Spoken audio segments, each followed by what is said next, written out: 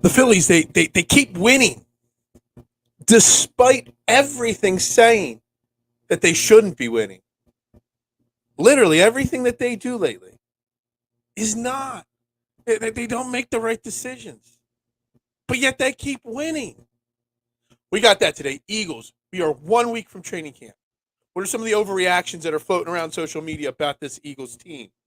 And literally 30 seconds ago, I just watched a video of Joel Embiid saying maybe he wants to win a championship somewhere else. Oh my God. Is that really something that we got to start dealing with? Trending in the AM on Philadelphia Sports Network starts in 30 seconds.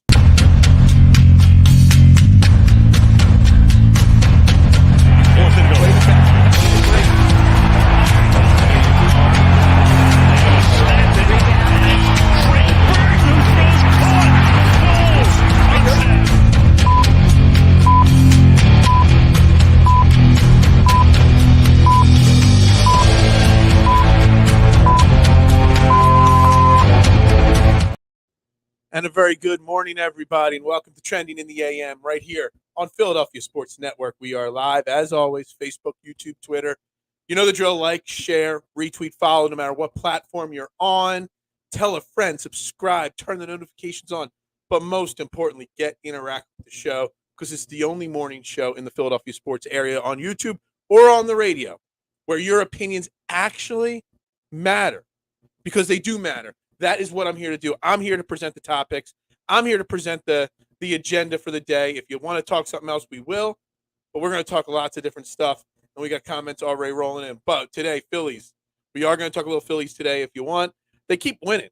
Despite and this conversation can be translated into a lot of sports because it boggles my mind how they keep winning despite everything that says they shouldn't be winning.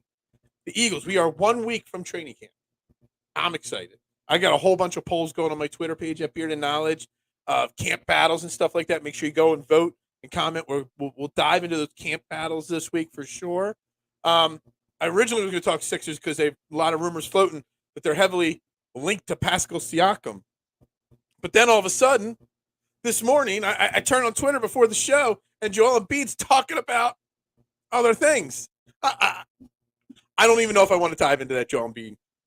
I mean, since I just watched the video 30 seconds ago, and today is Overreaction Monday, maybe this is the time to talk Joel Embiid, but Jesus. I don't know.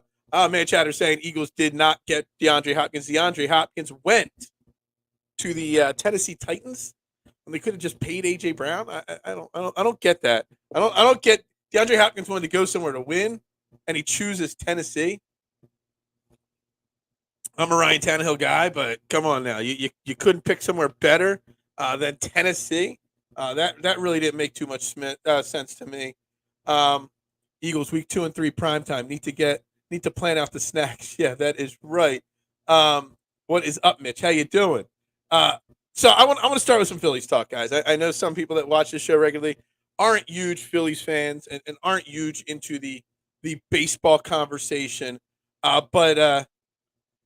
But we wanted, Hopkins wanted to win money. Yeah, well, he got his pay. What did he get? Like $26 million, $30 million with incentives over 2 years. He got paid. And that's why the Eagles didn't sign him, because obviously he wasn't looking for one final ring or chance at a ring. He was looking at one final big payday. But this Phillies conversation, and what I want to say about the Phillies, I'm going to pull up a tweet I put out there yesterday after the Phillies game on my side screen so I can read it to you. This is comparable to the Sixers. This is comparable to the Eagles. This is comparable to a lot of sports and a lot of teams across the nation. Ones that win despite everything that's going wrong. So this is the tweet I put out there. After the game yesterday, and they won 7-6 in extra innings. I think it went 12 innings. I put out this tweet. The Phillies confused the hell out of me. Rob Thompson, their manager, makes bad lineup choices daily. Trey Turner, their biggest offseason acquisition, struggled massively. Aaron Nola, who's supposed to be their ace or ace B, has struggled massively. Bryce Harper went over 40 games with no home runs. Kyle Schwarber's your leadoff hitter. He is hitting under 200. And then the injuries. I mean, Alvarado's been on the IL twice. Dominguez has been hurt. Rhys Hoskins at the start of the season. Bohm has been hurt. All these things adding up. Yet, somehow, the Phillies are still winning. Somehow, they're 26-10 in their last 36 games. They went 5-13 from mid-May to June 2nd. And after that, they have gone 26-10.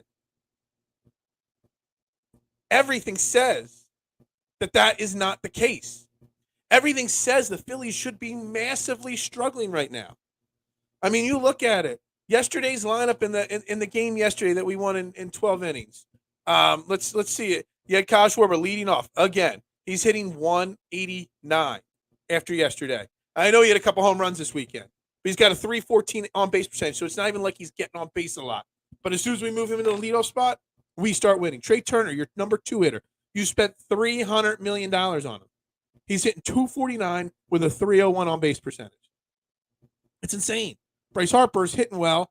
JT Realmuto, who's supposed to be the best catcher in baseball, 246 average, 304 on base percentage. Not good enough. Bryson Stott, one of your best players. He's in the top 10 in hits in baseball. Plays some games, gets benched other games. Brandon Marsh, the same thing. Gets benched even though he's got a 459 slugging percentage. These things that Rob Thompson keeps doing daily just baffle the mind. But yet it keeps winning. How is it did Nick Sirianni have that kind of influence on this Eagles team last year? No, because everything went right. One of our concerns this year that everything won't go right. The Sixers had good players, but lost despite the bad decisions that Doc Rivers made throughout the seasons. It's like this weird anomaly in my mind. Rob Thompson can badly manage the Phillies. Players, star players that get paid a lot of money, can underperform, yet the team still finds a way to win. They're the epitome of that nickname, the Fightin' Phils. It confuses me. It really does. And I don't know if anybody, Mitch, if you're still watching, you watch Phillies baseball a lot.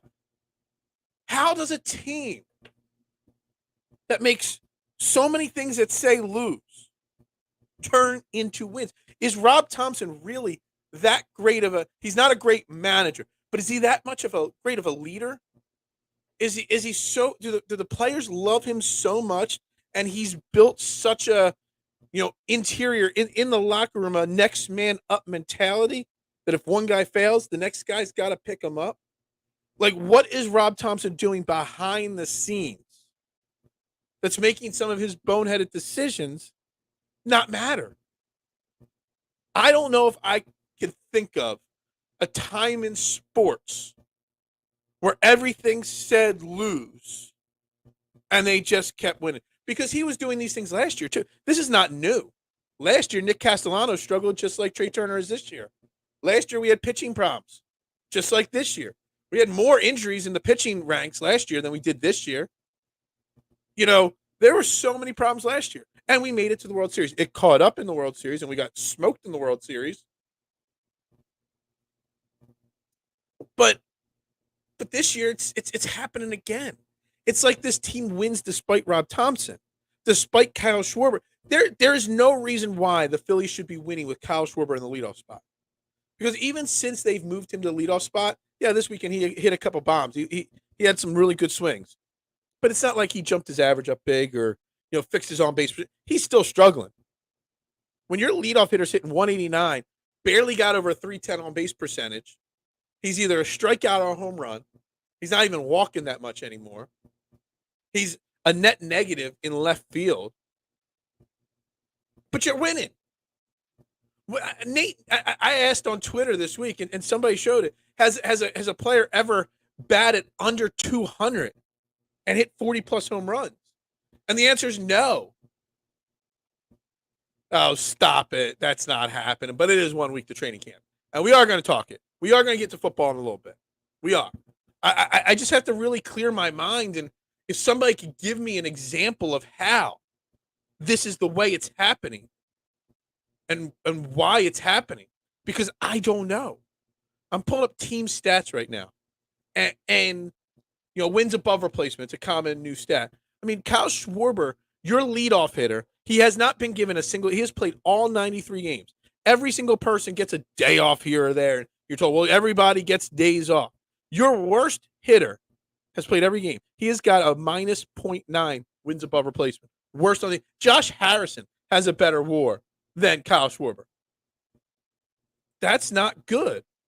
But Kyle, welcome to the show. How? How does it keep working out for the Phillies? How? Everything says they should lose. Everything. So many players underperforming. The coach making regular boneheaded decisions. But yet, because they're the Titans, they find a way to win every game. It's mind-boggling to me. It really is. And I really can't find another example. Maybe the 2017 Eagles after Carson Wentz went down, everything said that we should lose that. We shouldn't make the Super Bowl there. Yet we were able to push through in the playoffs, and Nick Foles was able to rise above. But that's a loose feeling. I guess maybe the Allen Iverson 2001 Sixers. I mean, it wasn't a big team with multiple stars, and don't tell me that LeBron started the big three and stuff like that, because we went up against the Lakers that had Kobe and Shaq, multiple big stars. They just developed them from the beginning. So Iverson maybe taking George Lynch and Theo Ratliff and Eric Snow to the NBA Finals, even though everything said that they weren't the best team in the league as a whole. Maybe that's an analogy there. But it really makes zero sense how this Phillies team keeps doing it. And look, this Phillies team, I mean, they struggled for a while this year. I mean, think about it. They were 5-13 in the 18 games before this current stretch. So they had some bad stretches, and they've got some tough games. They got 3 against the Brewers that start tomorrow night.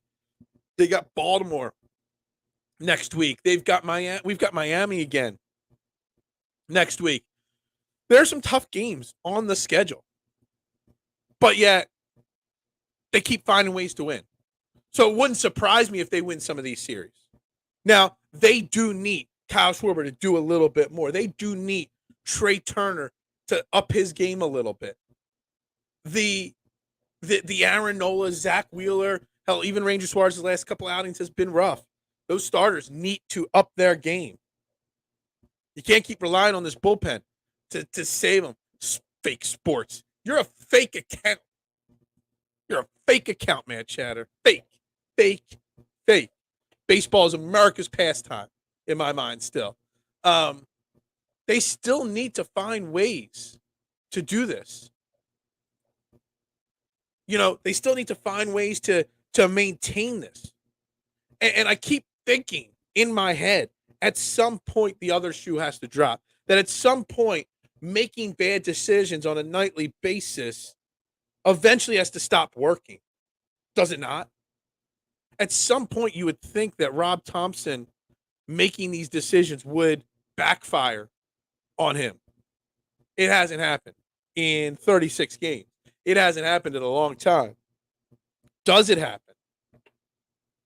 We ain't talking soccer. Even I know that. Even I don't even know enough about it. I have thought about bringing on a soccer guest. The Union are still a red hot team in Philadelphia. Thought bringing one of the PSN Union writers on for a brief segment, but not today. Definitely not today. Look, I know you don't want to talk football or baseball. You don't want to talk football. But we are in the middle of July. We are in a pennant race. The Phillies are a half a game out of the last wild card spot. They're also a game out of the first wild card spot. They are trending in the right direction. But can they maintain this level with so many check marks saying that you're not a good team? Do the Phillies, the trade deadline is going to be coming up soon. Do the Phillies need to go out and make a big splash at the deadline? Versus last year they had Noah Syndergaard. They made some minor little tweaks of their team. Minor tweaks. And they made it to the World Series. Is this team capable of repeating to the World Series as constructed with minor tweaks? I don't know. Can we sustain success with a sub-200 Kyle Schwarber? And I know everybody says, well, batting average doesn't matter in baseball anymore. I mean, I understand. I mean, we've got a leadoff hitter that's hitting 189 and we're winning baseball. But is that sustainable long term? I mean, it's not sustainable to have him in left field on a nightly basis, which means you need Kyle or Bryce Harper playing first base. Or you need, I mean, I know Rob Thompson said he didn't rule out Harper playing the outfield by the end of the season. That would be the most ideal situation because that would help, a lot of problems. You can move Castellanos to left field. You can do so much if you move him back into the outfield, but that's still a ways away. You got to get. I think it was one of the games on Saturday. I watched Kyle Schwarber play a ball off the fence in left field, and I was just like, "Wow, that's awful, awful, awful, awful." I don't know how you keep doing it, and I know it's because Rob Thompson doesn't have many options at this point. And Rob Thompson did say there's a very good chance this Brewers series, Bryce Harper plays first base, which would be great. That means you move Bone back to third. You can make Kyle Schwarber DH, and you have an outfield of Rojas, Marsh, and Castellanos. And that's good. That will be good defensively for this team. Rojas, calling up the kid Rojas, fantastic weekend for him. I know he had an 0 for yesterday. I believe it was 0 for yesterday. Yeah, 0 for 4, but he did score the winning run, or one of the runs in extra innings. But the kid played really well. He's 22, 273 average. He hit this weekend in his first call up. Had 3 hits on Saturday. Played 3 games. Flashed his speed, flashed his great glove. Yon Rojas, calling up that 22-year-old kid. Big kudos to the Phillies for doing that. And big kudos for Rob Thompson for putting him out there 3 of the 4 games this weekend. Typical Rob Thompson would not have put him out there every single day. But he did, and it paid off, which was fantastic for the Phillies. So we'll see how that continues to go there. But yeah, I mean, I just don't know if it's sustainable. Look, you got now all of a sudden Showtime Ohtani might be available in a trade. Do you go make the big, bold move and get? I'm not saying him specifically. I know last week the rumors were Nolan Arenado of the Cardinals at third base, which you would have to include Alec Bowman. Can I ask? I know we didn't talk about baseball much last week, but it was irking me last week so much. All of a sudden, so many Phillies fans saying that Alec Bohm is this untouchable guy that you cannot trade for anybody because Alec Bohm is the future of this team. Look, I like Alec Bohm. I love how he handled himself last year under the controversy. But man, you can't be saying you can't trade Alec Bohm because he's so good. What is up, Judd? How you doing this morning? We're talking a little. We're almost wrapping up with the baseball talk. Almost wrapped up with the baseball talk. We'll start with the Eagles and the Sixers in a few moments here. But, do you go out as a Philly, as Dave Dombrowski, and you make a bold move? It's a good week. The Phillies are 26-10. Like, I'm so confused. It's overreaction Monday, but it's not an overreaction today. It's a confusing reaction today. It's confusing Monday. How the Phillies are 26-10 when everything says they shouldn't be in their last 36 games. And he's going to be the permanent DH for the most part as soon as Bryce Harper starts playing the field. And I wonder, Kyle. I mean, he's played DH before, but he's been the left fielder 93 games this year, basically. Yeah, he had 1 or 2 DH games here or there. I wonder if it affects Schwarber as a hitter, positively or negatively, not being in the field. Him not pushing his body in the field, you would think would help him. But also a lot of players say when they become a DH after being in the field, it hurts them staying engaged in the game. I love that they brought up Rojas also. I mean, Rojas has played fantastically in those 3 games. He had 2 offers and then a 3 for 4. But the defense was there. The speed was there. How much worse could his average get? Well, it's been down to 165 this year. So it could get worse. Does Kyle Schwarber playing DH going forward, does that affect how he's engaged with the game on a daily basis, an inning by inning basis? I don't think so, but it could. I know it affects Bryce Harper. Once Bryce Harper gets into the field, Wouldn't be surprised if Bryce Harper takes off. He's admitted it that he hates DHing.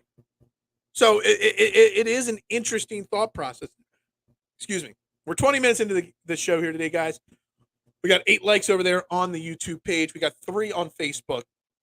Make sure you're smashing that like button for me wherever you're watching and sharing this show out and stuff like that.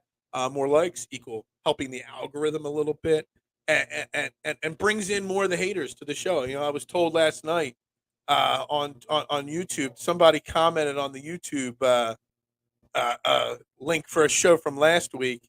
I go through it. When I say I read all replies to replays of the show, I do.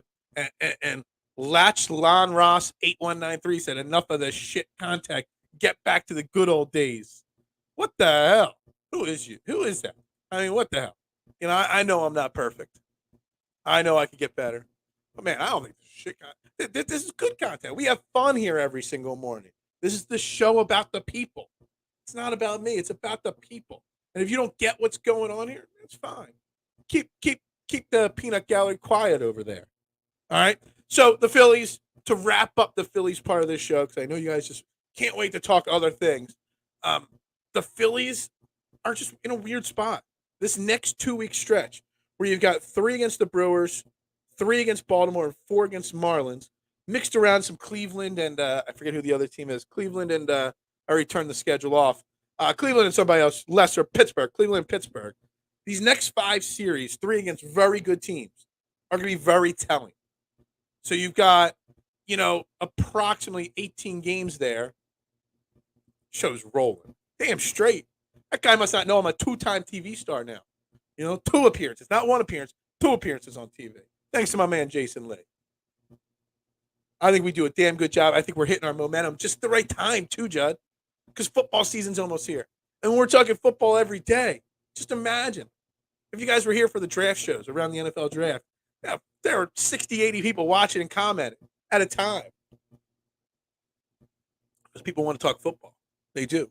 I just don't. I want to talk Phillies because I'm so confused. I have not been so confused. Last year was different because we were so bad. And then after we fired Joe Girardi, things turned around and there was that spark because of the Joe Girardi firing. This year, there was no spark like that, but yet we've had the same exact turnaround. And not just the same exact turnaround, even more things are going wrong. Which, you know, leads to the Eagles. I mean, you think about it, the Eagles last year on their trip to the Super Bowl, everything went right. The Phillies, everything went wrong. They still got there. The Eagles, everything went right. And, you know, absolutely, I can't wait for football. And I was thinking, I've got some polls going, Judd, on my Twitter page about some of the camp battles, and we'll start diving into them this week on the show. Who's going to win some of these camp battles? And I came up with today's topic is an overreaction that you don't like about this Philadelphia Eagles team. You know, what is one of the biggest overreactions from the fans, from the media, the national or local media? The biggest overreaction to this Eagles team, like going into the season, like, you know, to me, like something that I think is a massive overreaction is the fact that everyone says the Eagles can't win the NFC East because no team has repeated since 2004 as East champions. And I get that. That is a very, very real stat right there. 19 years in a row, a different champion every single year winning the division. But has there ever been a team like this Eagles team in the division in the last 19 years? A team that's built for sustained success? The Cowboys haven't been built for sustained success. Washington is a train wreck. The Giants, well, they giant. You know, the Eagles and the Cowboys, the Cowboys have never had this kind of level of success and team. I mean, last year, everything went right. We stayed healthy. Things went perfect for this Eagles team till the Super Bowl. Yes, the odds are, the law of averages say we might have some injuries. But has there been a team in the NFC East in the last 19 years that has been as deep as this team? Running back camp battle, looking at the roster, I don't know how the depth chart will shake out. Well, we're going to get into the depth chart and some of these camp battles this week for sure. But see, the thing is if you look at this, an overreaction about this team not repeating its success. I mean, you look at the camp battles. I mean, there's no major camp battles. Who's going to be the fourth running back? Who's going to be the fourth cornerback? Who's going to be tight end 2 and 3? I mean, that is why I think this is an overreaction. Because the Eagles are built for sustained success. They're built. We talked about when we did the show last week about the Howie Roseman master class of an offseason. That Howie Roseman's got his thumb and his vision for what this team needs to look like now, next year, and 5 years from now. He's building this team with all three things in mind at all times. Every decision he makes is thinking about now and the future. That's why when DeAndre Hopkins signs with the Titans yesterday or 2 days ago, 2 year, I think it's 26 mil.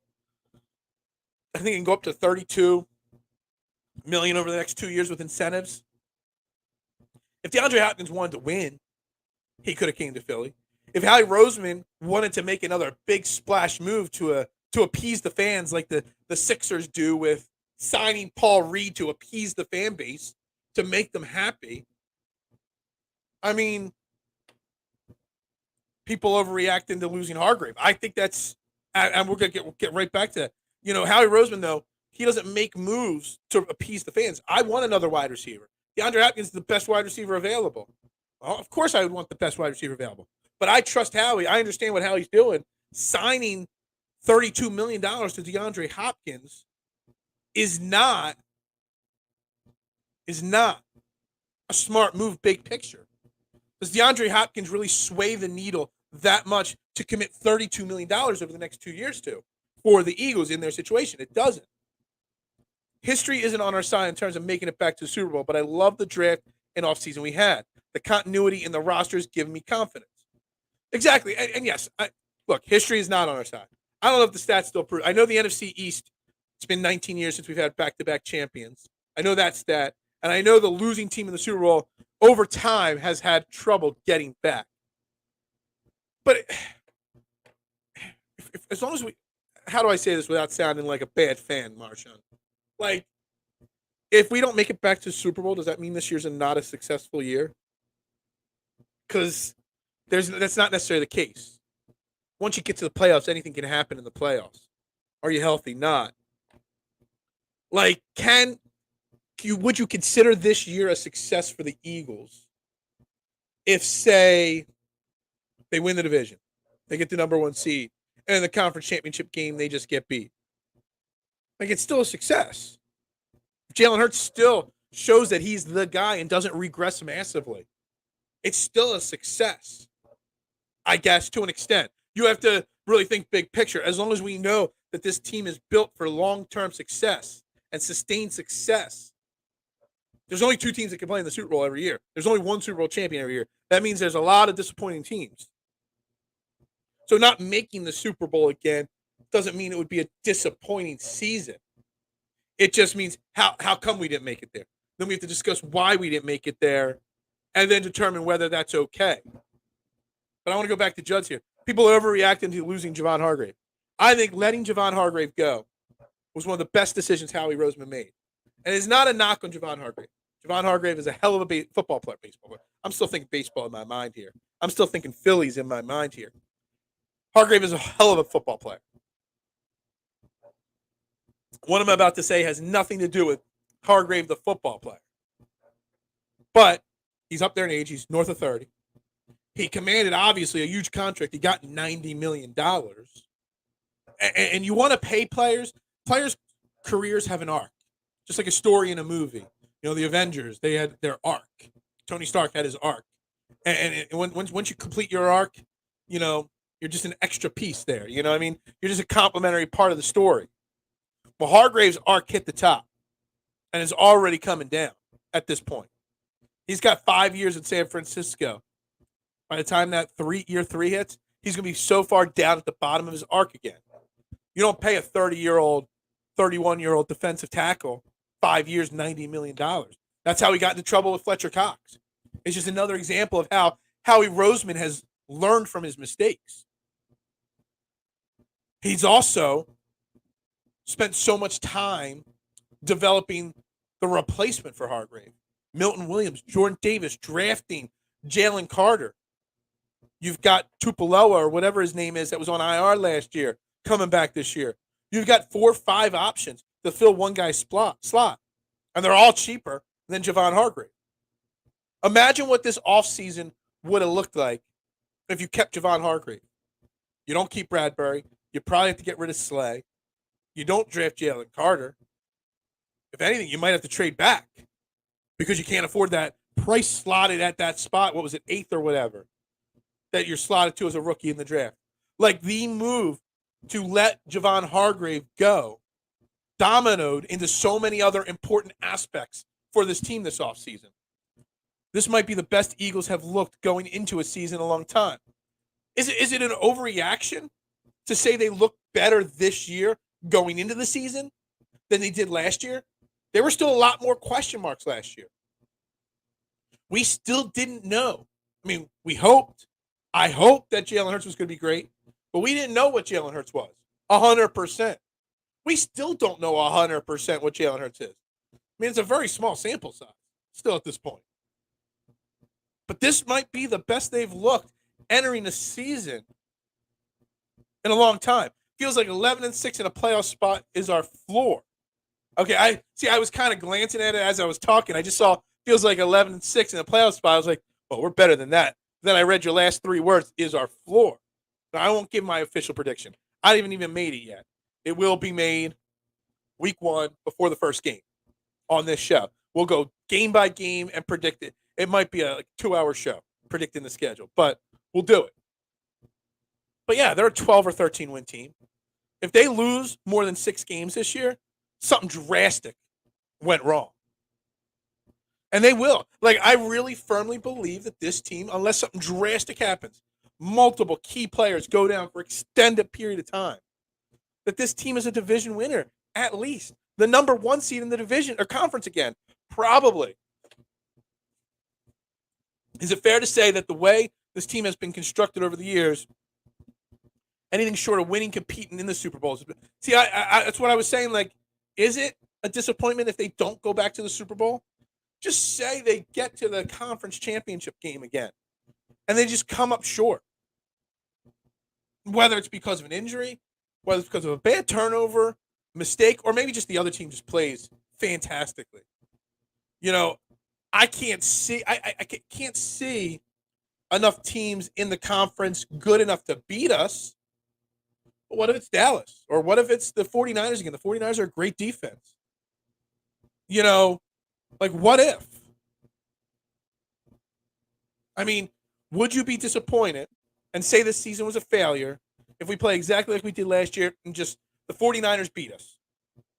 Because they made one more play than us. They get their revenge on us, whatever. And then still go into next season as another prohibitive favorite. Like, as long as, you know, everything goes according to plan, we should be there at least in the conference championship game again. The ball bounces one way here or there. Things change. I don't know. Definitely not an overreaction. Last year we had hope, but no real idea. Exactly. Like, this year, we know what we got. We know how well this team is constructed.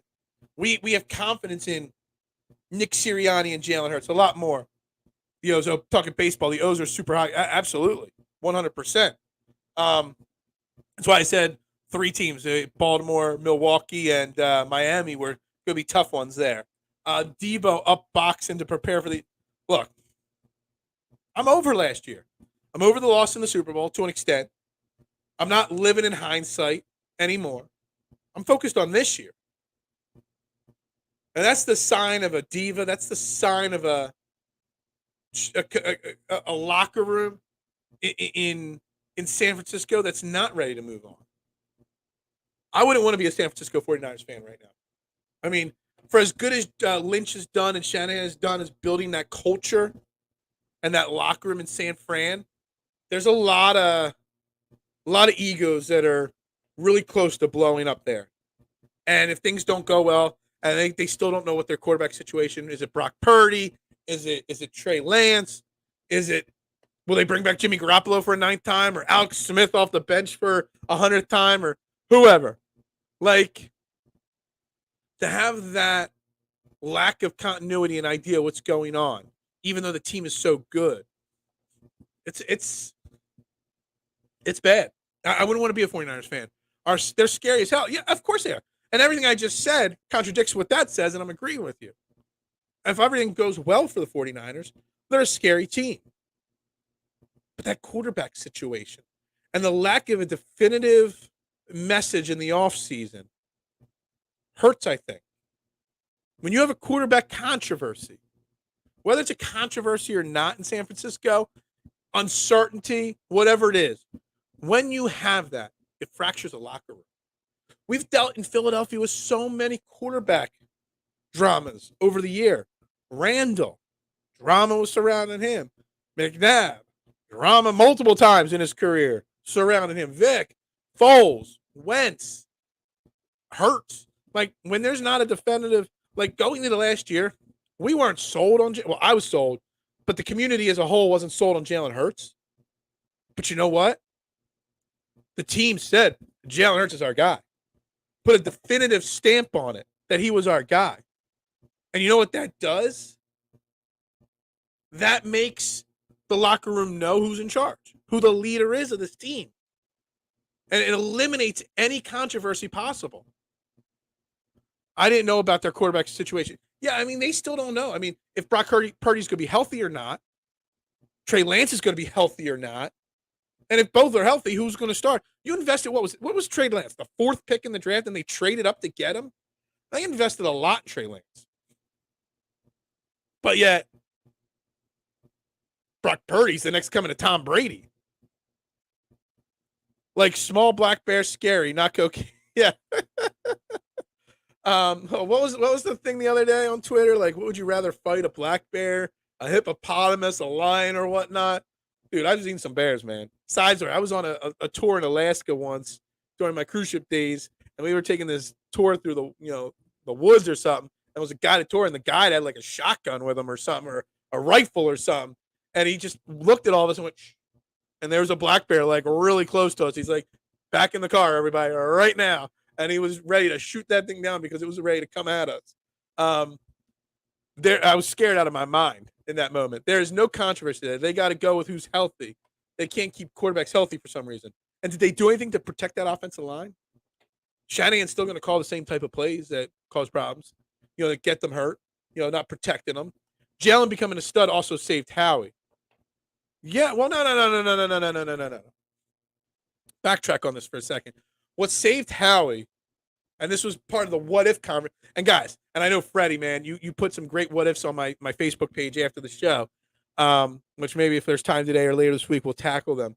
But on the Friday what-if show, the what-if Russell Wilson didn't say no to coming to Philadelphia him saying no is what saved Howie, because it let him see what he had in Jalen Hurts. It forced him to have confidence, in the public eye. Because I bet you behind the scenes, like, I hope this Jalen Hurts guy works out. We had a chance for, Russell, but we couldn't get the deal done. I hope that, it's really, so Howie got saved by Russell Wilson saying no, and then by Jalen being him, the greatest. I mean, there's a chance that we go down 10 years from now, and I hope this is true. And you can bookmark this for 10 years. I hope in 10 years we're sitting here on this show, if I'm still here doing this, God hoping, maybe with, some $500 super chats being dropped by Mad Chatter. I'm hoping that we're saying that Jalen Hurts is on the Mount Rushmore of Eagles players. Like, I really think it could happen. Yes, that's an overreaction Monday type statement. But Kyle, is it?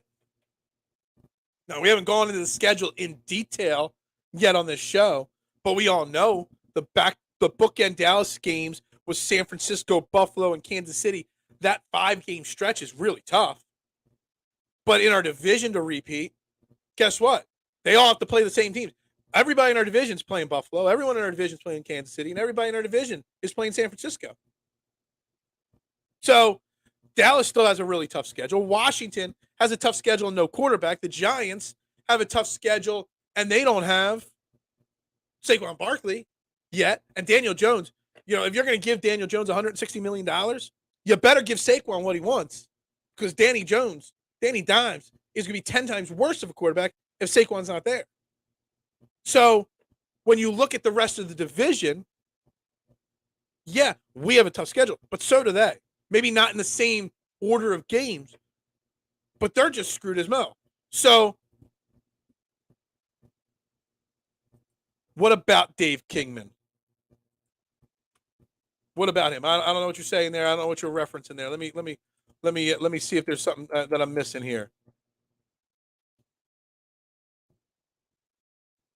Dave Kingman. I'm not sure what that comment is for. If you explain it, I'll get to it. But the Eagles' schedule doesn't change with the rest of the division. Now, maybe they won't be the number 1 seed in the conference. Maybe San Francisco ends up with 1 or 2 more wins because maybe their schedule is a little easier. But in the division, I think we're still good. Last season will probably be Danny Dimes' best season ever. There's a chance. I mean, they haven't really fixed his weapons. And if anything, one of his weapons is MIA for the start of the season in Saquon Barkley. Look, Daniel Jones, maybe we crush him a little bit more than we should. He's still an okay quarterback if you really think about it, for the old timers out there, for us older guys and older people that are watching this show, there was a time in the NFL where there were 10, 12, 14 really good quarterbacks. Now, Daniel Jones is probably in that 14 to 16 range in the NFL quarterback hierarchy. There's at least 10 quarterbacks that are starting that are worse than Daniel Jones, at least. And then you got the rookies, which maybe you put the rookies ahead of him or not, but you don't know with the rookies. Daniel Jones is not an awful, awful, awful quarterback. He does certain things well. He's very mobile. He's not afraid to throw the ball. He just got nobody to throw it to. Only thing that can stop him is when he trips over his own 2 feet. But the fact that he's in that range just shows how the lack of depth in the quarterback position in the NFL as a whole. I mean, outside of Mahomes and Burrow, Hurts, and Allen, outside of those 4 quarterbacks, I mean, you got a lot of. Daniel Jones is a mid quarterback, but there's a lot of quarterbacks that you would put in the top 10 that are very mid at this point. He is. But he should be, like Freddie's saying he's a bum. He should be considered in that bum category. He should be considered, like, based off his talent, say he's 25th or 28th in the league. But he's not. Because the quarterback play as a whole in the NFL is just so different. Like, you look at it. So after the top 4 guys, you got Aaron Rodgers, you still got Russell Wilson, you got Derek Carr, you got Dak Prescott. They're all good. They're not. Dak Prescott is an exception to that, because I think Dak Prescott's better if he's on a different team. But you think about some of these quarterbacks, like Aaron Rodgers at this point, is he the 5th or 6th best quarterback in the league? Probably. But that's not the way it should be. Is Derek Carr a top 10 quarterback? Probably. But he shouldn't be. Russell Wilson after last year is still probably top 10. He shouldn't be. There's a lot of weak quarterback play in the NFL. He's just good enough. The Giants will let us pick him apart for another year. Well, for another 4 years. I don't know what the outs are on that contract, how much is guaranteed and not, but it was a 4-year contract. So, I mean, he is going to be around for another minute or 2 there in New York. I would hate to be Brian Dabble. I get my first head coaching job. And you're going to give me Daniel Jones? And not only just give him to me for 1 year, then you're going to sign him to a 4-year massive extension? He's got to be thinking, like, really? I left Buffalo and Josh Allen for Daniel Jones? Like, that's got to be one of the most frustrating things there is right there. What has Aaron Rodgers done in his career? Not the last 3 years. Is Aaron Rodgers one of the most overrated quarterbacks ever? I mean, think about it. He's often considered one of the top 5, 7 quarterbacks of all time. And as a quarterback on the field, just stats. Yeah, he's great. But he's considered one of the 5 or 6 greatest of all time, and he's won 1 Super Bowl. Like, I'm not saying winning Super Bowls is the end-all, be-all, but Aaron Rodgers, with all that comes with him, and everything that's said about him, you would think he's got more than 1 Super Bowl, but he doesn't. So that, to me, Aaron Rodgers, like, it's why I'm predicting the Jets to miss the playoffs this year. I want to see the Jets miss the playoffs so bad. Like, I had so many hold on. Dave Kingman had 442 home runs and had like a 232 life. Yeah, exactly. Okay, so I know you're talking about he hit under 200, but did he hit 440 home runs those years? Because someone sent me a list when I put that tweet out yesterday. And let me see if I could find it yesterday. It would be under Mark sent it to me, I think. Hold on a second. Because they sent me a list and nobody had 40 home runs and 200, or 40 home runs and under 200 average. Where that was Wimbledon talk. Wimbledon, if you didn't watch the Wimbledon finals, fantastic Wimbledon finals yesterday. Alcaraz and Djokovic put on a stunning finals yesterday. Fantastic. Why can't I find this tweet from yesterday? Maybe it was the day before. I tweet way too much, guys. I as I page through this stuff, I realize, I tweet way too much. I can't find it, but someone definitely gave me a list of all the guys that were close to 200. I think the lowest was 204. I think it was Dunn was the lowest, and that was that. I really wish I could find this tweet and bring it up, but I guess I can't. Oh well. Oh, there. Maybe this is it. Yeah. So here it is. All right, I got it. Here we go. I'm going to share this on the screen for you, Kingman. This is what I was sent on the home run thing, and it shows Kingman's name's not even on there. These are all the worst. So Adam Dunn, 204, 41, 206. These are the worst averages for people with 40 home runs. I guess that's what I was sent. I don't know. Not sure. I'm not sure how accurate it is, but that's what I was sent. And if it's on the internet, it must be real and true. So that's just kind of how I feel. I was watching Rory thread the needle, 20-mile-an-hour winds. Well, yeah, Rory McIlroy wins the Genesis Open. Is he the favorite for the Open Championship? I don't know. You have to tune in to Fairway to Heaven tonight, 9 o'clock, where we break down this week's Open Championship. I did hit Vincent Norman 28-1 to win the Barbasol Championship. Jones is very mid. Back to this conversation. But so are a lot of quarterbacks in the NFL. There's a lot of young I don't know about. We don't know if Bryce Young or these young guys this year are going to be any good. You got a lot of mid quarterbacks, and you got 4 elite quarterbacks in the NFL. There's really only 4 elite quarterbacks in the NFL, and luckily Hurts is one of them. Luckily, we have one of those elite quarterbacks in the NFL because, it's an epidemic on how poor the quarterback play is in the NFL. I'm going to just pull up a list here real quick. And we didn't get into the Sixers talk just yet, but maybe we will. Like Lamar Jackson, he's borderline elite, and Trevor Lawrence could be elite. Deshaun Watson. I mean, I'm looking at Chris Sims' list, and his list is what it is. But listen to some of these mid quarterbacks like Stafford, Deshaun Watson, Kirk Cousins, Russell Wilson, Geno Smith, Ryan Tannehill, Jared Goff, Derek Carr. There's a lot of mediocre quarterbacks in the NFL. Tua Tagovailoa, Jimmy G. A lot of mediocre quarterbacks in the NFL. So it is what it is. The NFC is mid. The NFC is almost below mid. Like, there's the Eagles and San Fran. And outside of that, none of them are actually really that good. I mean, when Cousins, Jared Goff, and Dak Prescott are maybe 2, 3, and 4, you like Jared Goff a lot more than I do. But you think about it, when they're your 3 of the 5 best quarterbacks in the NFC, that's not good. I think Matthew Stafford does have a comeback a little bit. What is up, Eric? How you doing? Make sure you like that video. 10 likes on Facebook or YouTube, 3 still on Facebook, man. You got to hit those like button, shares. You know, it says right next to that thumbs up, there's a button that says share. Just hit share and send it to all your places, man. Let's go. We got a big week. Who's better right now, Jared Goff or Matthew Stafford? I don't know. Jared Goff's situation might be better, but Matthew Stafford still got Cooper Kupp. I think the Rams have a rebound year. I really do.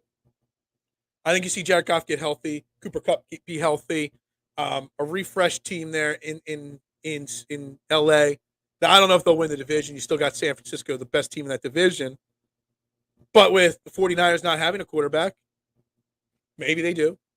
Maybe, Seattle and Geno Smith, that was kind of like a out of nowhere thing. Maybe they come down to earth a little bit. Arizona's going to be a train wreck in that division. And guys, what have I been saying about for so long? Zach Ertz to the Philadelphia Eagles. Heard that rumor a few times, guys, this weekend. People starting to pick up on that. That is a possibility. The Super Bowl hangover was real last year. The Rams will be better. Now, Freddie, how much of it was a Super Bowl hangover? How much of it was injuries? Because that answer there, I know they won the Super Bowl, the Eagles lost, but are you concerned? Is a Super Bowl hangover, the Eagles could have it, an overreaction? And I think it is an overreaction. It is something that I'm not concerned. I'm not concerned about hangovers while Jalen Hurts and Nick Sirianni are the leader of this team. Like, I really, truly think that this Eagles team, even though they've got that tough 5-game stretch in the middle of the season, this is not a team that's going to lose more than 2 games in a row ever. They're that good. They're that well led. They're that well pushed by their top guys, their leaders. Brady or Alex to Tampa? I don't even know. Can Ertz give us a hometown discount? Well, we'd have to trade for him because he's under contract unless they just cut him down in Zona. But I've been saying it before. Stoll and Calcaterra and Dan Arnold don't do it for me. You get Zach Ertz, so you go get Jack Stoll to be you keep Jack Stoll because he's a great blocking tight end as your number 2, and you get Zach Ertz as your number 3 tight end. Whew, that's good. I like that. I like it. I've been saying it for a while. Zach Ertz. Look, we got lots of Eagles things to talk about this week, and we're going to continue talking Eagles throughout this week. We got about 15 minutes left in the show.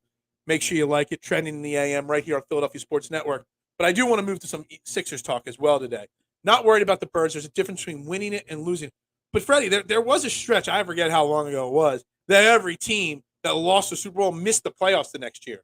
There was a long stretch of that happening, a very long stretch. When you win it, you celebrate. When you lose, you brood about it. And Hurts was brooding about it hard. Well, that's the thing. Jalen Hurts, I think even if Jalen Hurts won the Super Bowl last year, he'd be brooding hard because he'd be thinking about one play that didn't go, right, or he'd won 2, or he won 3, he'll won 4. Jalen Hurts is the mindset of 1 is not good enough. And he's never going to be content. Did James Harden leave yet? No. But I really do think a James Harden trade is coming soon. And I think, I originally planned on talking Sixers to start. Really planned on it because there was a lot of rumors about Pascal Siakam, being linked to the Sixers in a trade. A possible 3-4 team deal, whatever it may be. And I was going to say, is Pascal Siakam, and for some reason I thought his name was Patrick. I typed it in, and I'm like, hold on, let me make sure I'm spelling his name right. And I'm like, his name's not even Patrick Siakam. It's Pascal Siakam. Oops, my bad. Glad I didn't say that live on the air. But then if you guys haven't seen it yet, there's a video that started circulating this morning. Well, at least I saw it this morning, of Joel Embiid talking on a microphone in front of a bunch of people. And he flat out said, and I paraphrase because I don't have the video up to play and I don't want to get any flags or dings on YouTube for playing videos. But he said, I just want to win a championship here or anywhere. That is not what I expected to wake up to this morning. Joel Embiid saying, I want to win a championship here or anywhere. And I've been saying this for a long time. At what point does Joel Embiid say, enough's enough? I can't do this here anymore. Dame Lillard went way longer than we expected, sucking it up in Portland, and now he looks like Portland's biggest enemy number one because of the way he's handling his departure there. But at what point does that happen with Joel Embiid? Is that happening? Is management listening? Because management saw that and heard that. They got to be quaking in their boots that Joel Embiid wants out. Oh, I'm not saying I have a problem with what Joel said. What I'm saying is that what I have a problem with is that he said it now. That, like, I don't want to see him go. And I don't fault him for even having that inkling of that thought. But I don't want him to say it because I don't want him to go. That's my problem. If I play a video, you got to pause and give commentaries. Well, I'm not going to play the video. It's like a 2-minute video. I'm not going to play it. It'll take up 2 minutes unless you drop the $500 super chat, man. But, you know, so okay. So Ark doesn't have a problem with it. Judlin does have a problem with it. My only problem is I don't want to see Joel go. I love Joel Embiid. I love the player. He's one of the best centers. And this is the thing. It's the timing. I mean, the offseason's already half over. You know, we're still trying to figure out what to do with James Harden and Tobias Harris. And now you're just throwing a little wrinkle in there. Cue up, you know, people from New York saying that they're going to trade for him. Cue up, you know, a bunch of teams that are going to say they're going to trade for him. You know, cue up Miami. Hold on. Here we go. It just popped up right here. Yeah, I don't see it. Morey better step his game up. I thought you were going to say something about Miami. I thought I saw the B, and I thought you were going to say, cue up Miami, and Jimmy Butler wanting to play with him. It's got to be. It's got to happen. Like, we've got to find a way to make Joel Embiid happy. How do you make him happy? Figure out what you're doing, Daryl Morey. And Daryl Morey is I've said it before. I'm going to use my best Green Arrow voice. You have failed this city.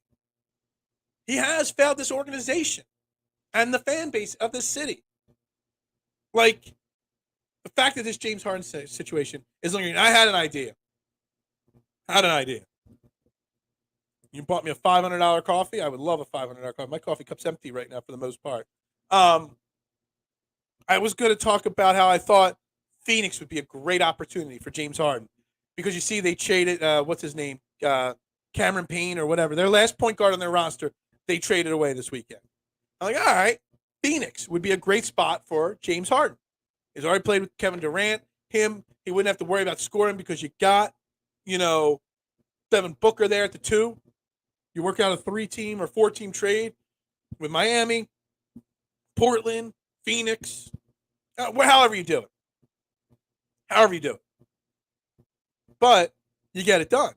That's what I thought. Well, now you can't just trade James Harden, Tobias Harris away for role players because Joel Embiid is obviously feeling the pinch now. He's feeling the need to win that title now. He's got his MVP. He wants a title.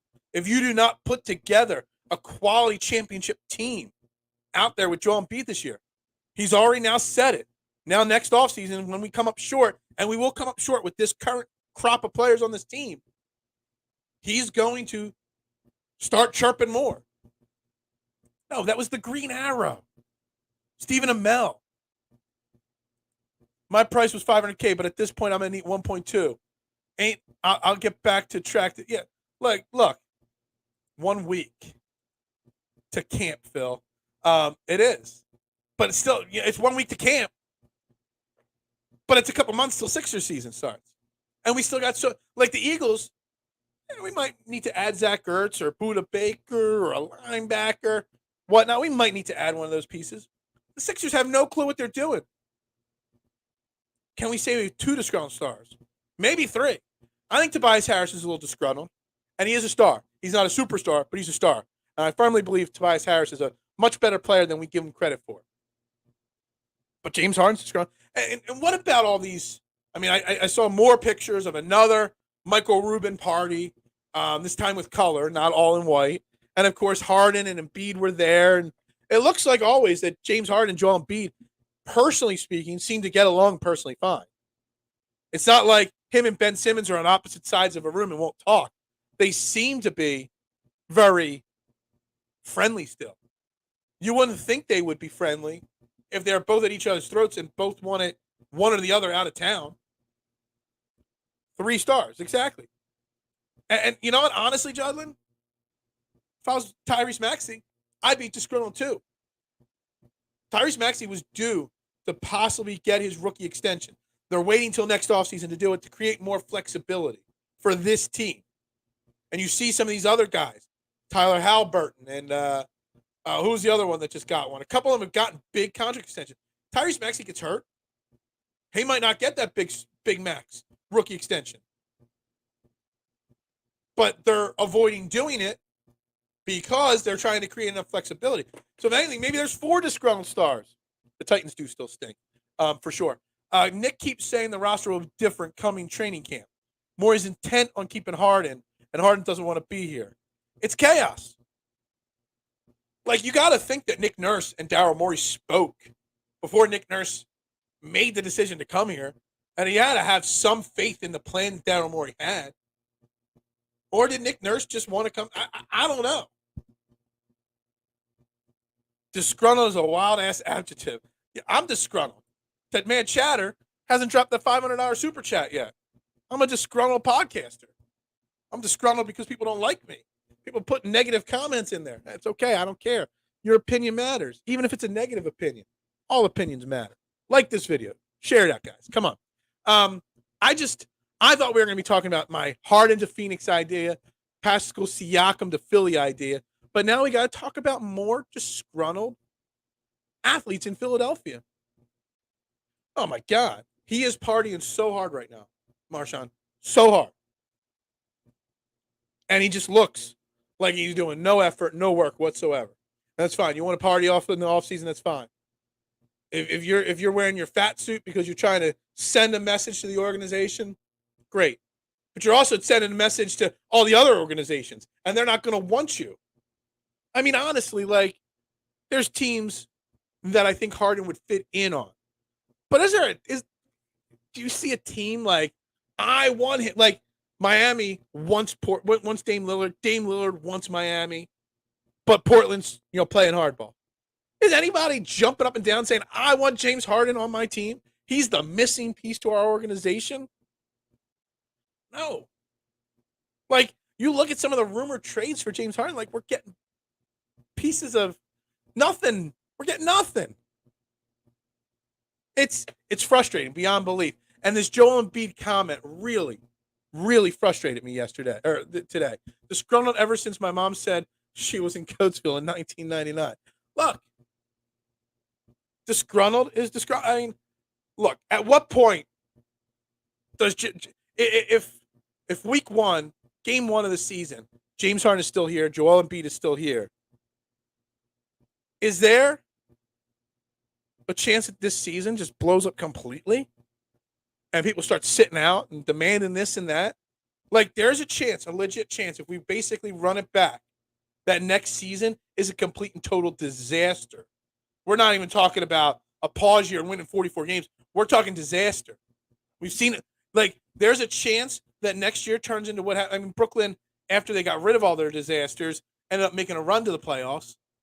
But there was a stretch where Brooklyn had a disaster of a season going last year.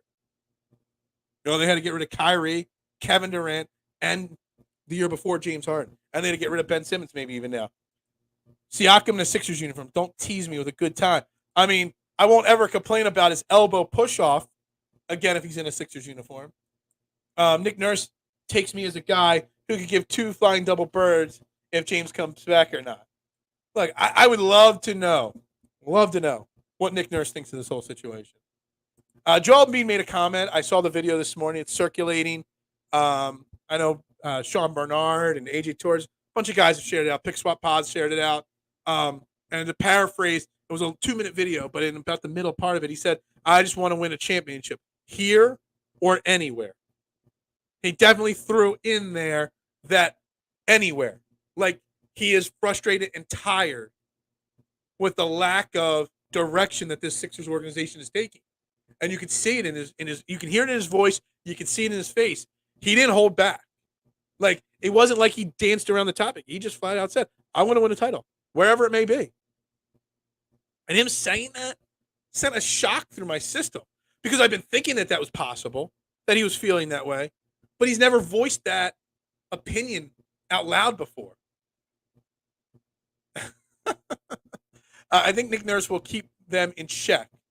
But will he? I don't see them sitting out games over wanting to be traded, but I do see another year of wasted and being prime and a nasty exit next offseason. See, that's the thing, like, Nick Nurse doesn't have any say if they want to sit out.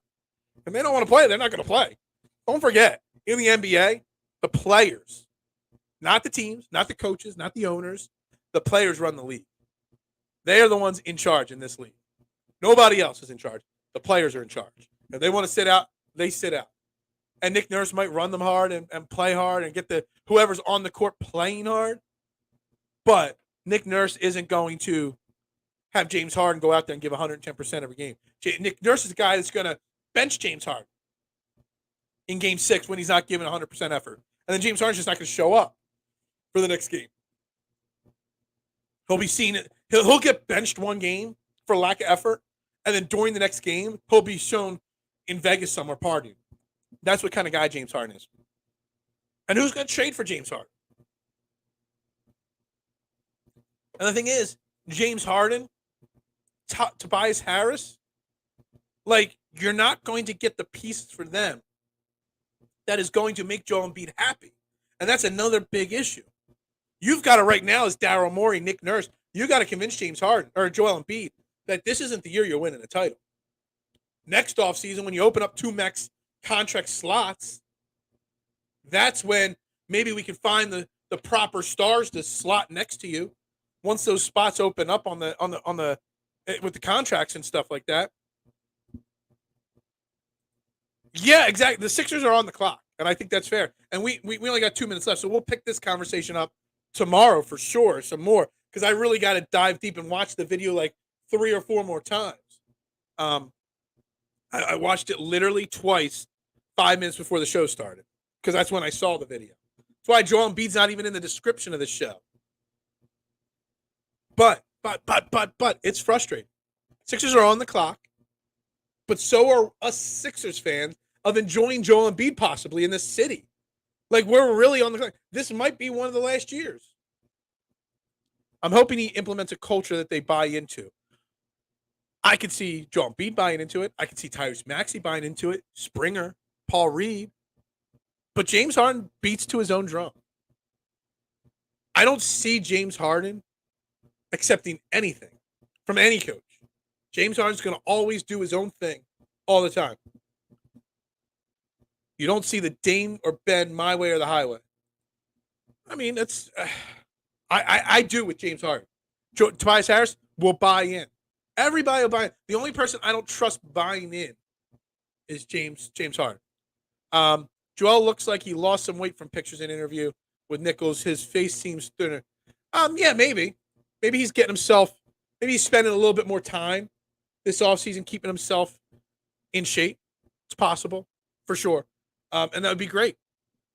Be great for him. Maybe take a few pounds off, be a little slimmer, a little pressure off the knees and the back. I mean, could you imagine being 7'2", 285 pounds, and just the weight and the pressure that puts on your body? So a little bit less weight would be good. Owes me 18 Christmases. I don't want to hear it. Look, we got to wrap up the show here.